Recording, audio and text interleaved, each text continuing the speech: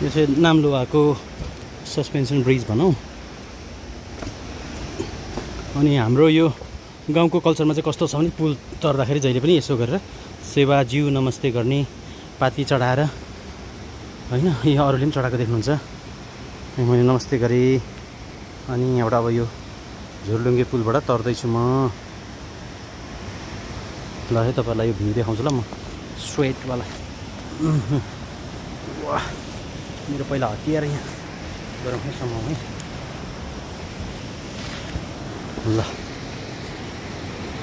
यहाँ चाहिँ यो दोभान रहेछ कि यो यता प्राङबुङ खोला र यो नाम्लोवा खोलाको कन्फ्लुएन्स माथि घर पनि बनिएको छ। मैले तपाईँहरूलाई अघि पनि देखाएको थिएँ। यहाँ हेर्नुहोस् न, प्रेस ल्यान्डस्लाइड पुरै रकै पुरै लेयरिङ निस्केर बाहिर। यहाँ हेर्नुहोस् त, वो यो त सबभन्दा डेन्जर अहिलेसम्मकै डेन्जर। मैले यहाँबाट तपाईँहरूले हेर्न सक्नुहुन्छ कि सक्नुहुन्न।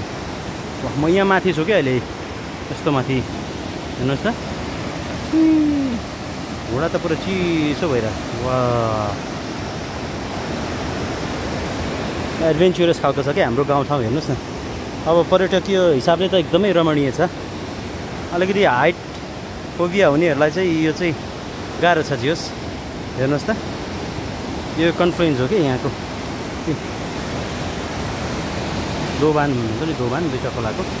चट्टा एउटा चाहिँ अलिक धमिलो छ, सायद माथि पानी पर्दैछ माथि डाँडातिर, त्यही भएर पनि होला। हेर्नुहोस् है, पिरो लागिरहेछ नि, पानी परिरहेको छ। हेभी रेनफल छ क्या आज 100%। अनि त्यो भएर होल डे इट्स रेनिङ। अनि यो हेर्नुहोस् न, कन्फ्लुएन्स दोभान भनेको चाहिँ यो हो। हेर्नुहोस् है च्याट्टासँगले है, यो ढुङ्गा कस्तो मजाले बसेको रहेछ। उही तर रिस्की छ है, इट क्यान फल एनी टाइम होइन गाइज। ल हेर्नुहोस् है खोलाको। ल म कन्टिन्यू आफ्नो हिँडाइलाई अगाडि बढाउँदैछु है।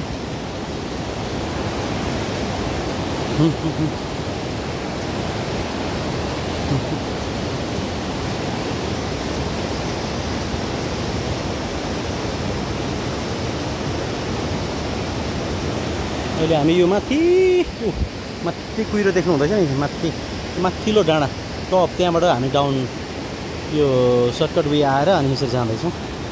गाह्रो छ, खुट्टा दुखेर हत्तु छ।